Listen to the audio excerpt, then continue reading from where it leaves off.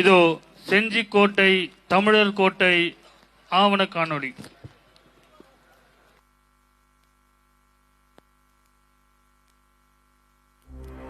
செஞ்சிக்கோட்டை தமிழர்களின் கோட்டை. செஞ்சிக்கோட்டை என்று சொன்னவுடன் பொதுவாக பலருக்கும் தேசிங்கு ராஜா எனும் பெயர் நினைவுக்கு வரும்.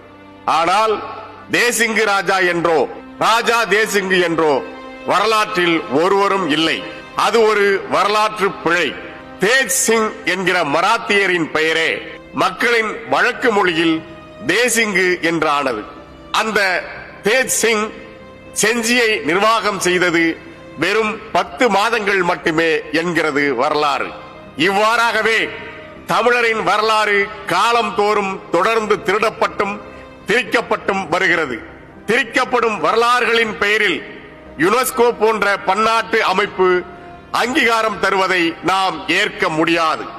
இயற்கை வளங்களும் செல்வ செழிப்பும் நிறைந்த செஞ்சிக்கு வந்திருந்த போர்த்துகீசிய மதபோதகரான பிமண்டா, நான் இந்தியாவில் பார்த்த நகரங்களில் செஞ்சி மிக சிறப்பானது, போர்ச்சுகல் நாட்டில் இருக்கும் லிஸ்பன் நகரை தவிர மற்ற எல்லா நகரங்களையும் விட செஞ்சி மிக பெரியது என வியந்து எழுதினார்.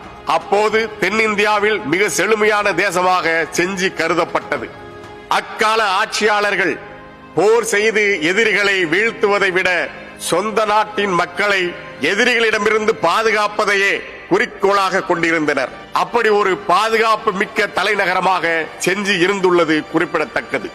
60 அடிகள் அகலமான கோட்டை சுவர், அதற்கு வெளியில் 80 அடி அகலத்தில் அகழி, அதை தாண்டி மலையும் காடுகளும் என இயற்கை அரண்கள் சூழ்ந்த செஞ்சி கோட்டையின் வடிவ அமைப்பையும் உறுதியையும் பாதுகாப்பையும் கண்டு வியந்த ஐரோப்பியர்கள் கிழக்கு உலகின் ட்ராய் என்று புகழாரம் சூட்டினர். இயற்கையோடு ஒன்றிய 3 பெரிய மலைகளும் 2 சிறிய குன்றுகளும் 12 கிலோமீட்டர் நீளமுள்ள மதில் சுவர்களால் இணைக்கப்பட்டு முக்கோண வடிவத்தில் கட்டப்பட்டுள்ள செஞ்சிக்கோட்டை பல போர்களை சந்தித்த பிறகும் ஏறத்தாழ 800 ஆண்டுகளுக்கு பிறகும் இன்றும் அதே உறுதியுடன் காட்சி தருகிறது. செஞ்சிக்கோட்டை கோன் வம்சத்தால் கட்டப்பட்டது. அனந்தகோன் என்பவரால் கட்டப்பட்டு பின்பு கிருஷ்ணகோன் என்பவரால் விரிவுபடுத்தப்பட்டது என்று ஆங்கிலேயர் மெக்கன்சியின் செஞ்சி வரலாறு பற்றிய குறிப்புகளில் காணப்படுகிறது. மேலும் வரலாற்று ஆய்வாளர் திரு செங்குட்டுவன், தொல்லியல் துறை ஆய்வாளர் திரு லெனின் மற்றும் ஓய்வு பெற்ற தலைமை ஆசிரியர் திரு முனுசாமி ஆகியோர் அடங்கிய குழு செஞ்சிக்கோட்டையின் கிருஷ்ணகிரி மலைக்கோட்டையில் ஆய்வு மேற்கொண்ட போது ராஜகோபால சுவாமி கோயிலில் கிபி 13ஆம் நூற்றாண்டை சேர்ந்த கல்வெட்டு ஒன்றை கண்டுபிடித்தனர். அந்த கல்வெட்டில் கோனேரி கோன் மகன் கோவிந்தன் எந்நேரமும் இறைவனை வணங்கிய நிலையில் உள்ளார் என்று வட்டெழுத்தில் பொறிக்கப்பட்டுள்ளது. கோனேரி கோன் ஆட்சி காலம் கிபி 1270 முதல் கிபி 1290 வரையிலானது. இதன் மூலம் செஞ்சி கோட்டையை கட்டியவர்கள் அனந்தகோன் குலத்தவர்கள் என்பது உறுதியாகிறது.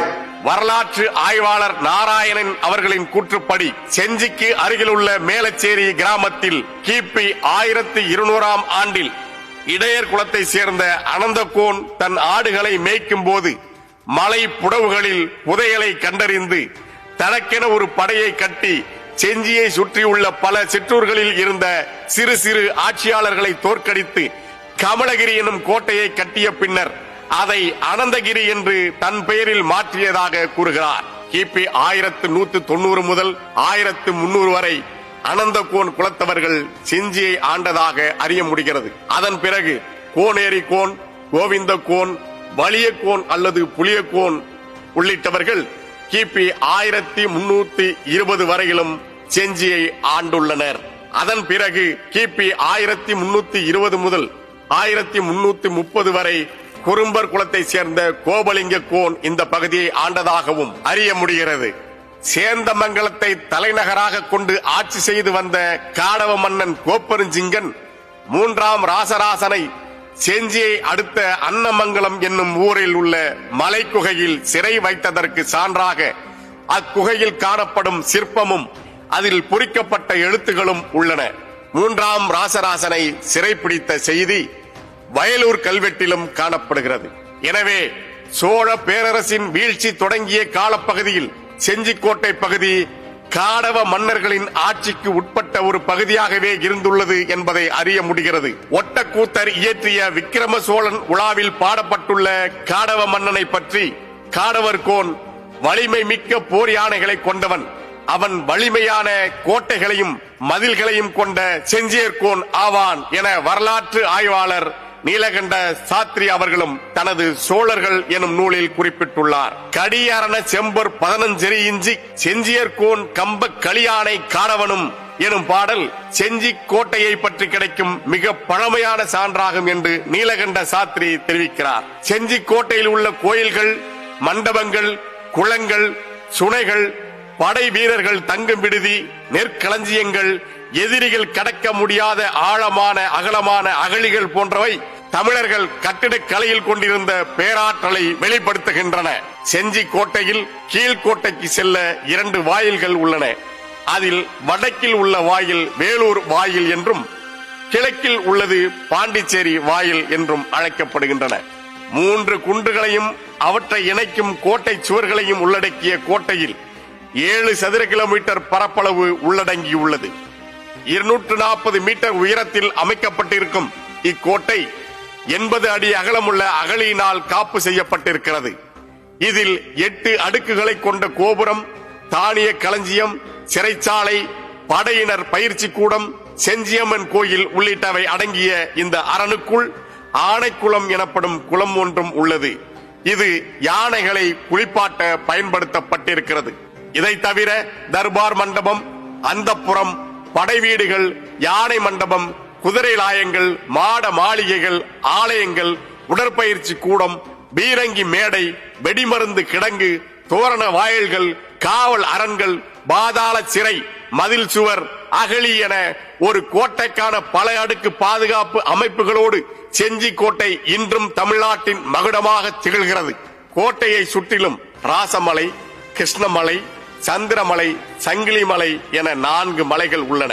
இந்த மலைகளின் உச்சியில் நீளும் கோட்டை சுவரும் அவற்றில் கோட்டை காவல் அமைப்புகளும் உள்ளன. ராசமலை எனும் 800 அடி உயரமுள்ள செங்குத்தான மலைப்பகுதிக்கு மேல்புறம் செல்ல 1012 படிகளில் ஏறி மேலே செல்ல வேண்டும். அதன் உச்சியை நெருங்கும் இடத்தில் இயற்கையாகவே ஒரு மலை பிளவு உண்டு. இதன் மீது இப்போது மரப்பாலம் அமைக்கப்பட்டிருக்கிறது. கோட்டை கட்டப்பட்ட காலத்தின் போர்க்காலங்களில் இந்த தற்காலிக பாலத்தை அகற்றிவிட்டால் எதிரிகள் கோட்டையை நெருங்கவே முடியாது. இரண்டாவதாக கிருஷ்ணமலை. இங்கே ஏறத்தாழ 300 விருந்தினர்களை அரசர் சந்திக்கும் அழகிய அவை மண்டபம் இதன் உச்சியில் அமைக்கப்பட்டுள்ளது. காற்று உள்ளே வந்து செல்வதற்கு ஏற்ப திறந்த சாளரங்களுக்கு நடுவில் அரசர் அமர இருக்கை, அவரை சுற்றிலும் விருந்தினர்கள் அமர்வதற்கான இருக்கைகள் ஆகியவை உள்ளன. பாதுகாப்பு அரண்களை கடந்து கோட்டையின் மைய பகுதிக்கு சென்றால் பெரிய மண்டபம் உள்ளது. அதன் மையத்தில் ஒரு மேடையும் நீச்சல் குளமும் அமைக்கப்பட்டுள்ளன. நீச்சல் குளத்திற்கு தண்ணீர் வருவதற்கு சுடுமண் ஓடு குழாய்களும், குளத்தை சுற்றிலும் அரச குடும்ப பெண்கள் தங்குவதற்கு அறைகளும் அமைக்கப்பட்டுள்ளன. இதன் ஒரு பகுதியில்தான் 8 அடுக்குகள் கொண்ட கோபுரம் உள்ளது. அதன் ஒவ்வொரு அடுக்கின் நடுவிலும் ஓர் அறை உள்ளது. கோபுரத்தின் மேலே செல்வதற்கு குறுகிய செங்குத்தான படிகள் உள்ளன. இந்த கோபுரத்தின் உச்சி வரை தண்ணீர் செல்வதற்கு அந்த காலத்திலேயே சுடுமண் குழாய் பதித்திருந்த தொழில்நுட்பம் வியக்க வைக்கிறது. இந்த பகுதிக்கு எதிரில் வீரர்கள் வசித்த குடியிருப்புகள் காணப்படுகின்றன. அதன் அருகிலேயே குதிரை லாயம், யானை மண்டபம் போன்றவை உள்ளன. வீரர்கள் பயிற்சி எடுக்கும் உடற்பயிற்சி கூடத்திற்கு அருகில் வெடிமருந்து கிடங்கும், கோட்டையின் இன்னொரு பகுதியில் பாதாள சிறைச்சாலையும் உள்ளன. அருகில் கல்லால் அமைக்கப்பட்ட சுழல் படிக்கட்டுகளுடன் ஒரு கட்டடம் உள்ளது. இந்த கீழ்கோட்டை பகுதியில் மிக பிரம்மாண்டமான தானிய களஞ்சியம் இருக்கிறது. அவை 3 அறைகளாக பிரிக்கப்பட்டுள்ளன. இதில் தானியங்களை சேகரித்து வைத்துவிட்டால் கோட்டைக்கு வெளியிலிருந்து வரும் எதிரிகள் பல ஆண்டுகள் கோட்டையை முற்றுகையிட்டாலும் வெல்லவே முடியாத அளவுக்கு வலுவான அமைப்புடன் கோட்டை கட்டப்பட்டுள்ளது. சோழர்களின் ஆட்சி காலத்தில் சிங்கப்புர நாடு என்றும் சிங்கப்புரி கோட்டம் என்றும் அழைக்கப்பட்ட செஞ்சியில் உள்ள செஞ்சி கோட்டை தமிழர்களின் கட்டிடக்கலைக்கு சான்றாக தமிழ் பெருமிதத்தோடு இன்றும் கம்பீரமாக காட்சியளிக்கிறது. திருவண்ணாமலைக்கும் புதுச்சேரிக்கும் இடையில் இன்று ஒரு சிறு நகரமாக இருக்கும் செஞ்சி சோழ பேரரசின் வீழ்ச்சிக்கு பிறகும் மிகப்பெரிய எழுச்சியோடு ஆந்திராவின் நெல்லூரிலிருந்து தஞ்சாவூர் வரை பரவியிருந்த நெடுநிலத்தின் தலைநகராக இருந்தது. விஜயநகர பேரரசு தமிழ்நாட்டை தன் ஆதிக்கத்தின் கீழ் கொண்டு வந்த போது செஞ்சியும் அவர்களின் வசமானது என்று வரலாறு குறிப்பிடுகிறது. 16ஆம் நூற்றாண்டின் தொடக்கத்தில் கிருஷ்ணப்பா என்பவர் செஞ்சியின் முதல் நாயக்க மன்னராக இருந்திருக்கலாம் என்று இந்திய பண்பாட்டு அமைச்சகத்தின் இந்தியன் கல்ச்சர் என்கிற இணையதளம் தெரிவிக்கிறது. 1464 வெங்கடபதி நாயக்கர் என்பவர் செஞ்சியின் மன்னரானார். இவருக்கு அடுத்து வந்த முத்தியாலு நாயக்கர் வெங்கட்ரமண சுவாமி கோவிலை கட்டினார். நாயக்கர்கள் ஆட்சி காலத்தின் வீழ்ச்சிக்கு பிறகு பீஜப்பூரை ஆட்சி செய்த முஸ்தபா கானிடம் 1648 செஞ்சி வீழ்ந்தது. இதற்கு பிறகு செஞ்சிக்கு பாதுஷாபாத் என்று புதிய பெயர் சூட்டப்பட்டது. பீஜப்பூர் ஆளுநர்கள் நியமிக்கப்பட்டனர். கிபி 1677 காலப்பகுதியில் ரவூப் கான், நசீர் முகமது கான் ஆகியோர் செஞ்சியின் பொறுப்பாளர்களாக இருந்தபோது படையெடுத்து வந்த மராத்திய சிவாஜி செஞ்சியை கைப்பற்றினார். மராத்திய சிவாஜி இறந்த பின்பு அவரது மூத்த மகன் சம்பாஜி கிபி 1680 ஆட்சிக்கு வந்தவுடன் செஞ்சியின் பொறுப்பாக இருந்த சுபேதார் ரகுநாத நாராயண் ஹனுமந்தேவை பதவியிலிருந்து நீக்கிவிட்டு ஹர்ஜி மகாதிக் என்பவரை பொறுப்பாளராக நியமித்தார். கிபி 1689 முகலாயர்கள் சம்பாஜியை சிறைப்பிடித்த பிறகு அவரது இளைய சகோதரரான ராஜாராம் பொறுப்பேற்றார். அவர் 1689 ஆண்டு ஜூலை மாத தொடக்கத்தில் செஞ்சி கோட்டைக்கு வந்தடைந்தார்.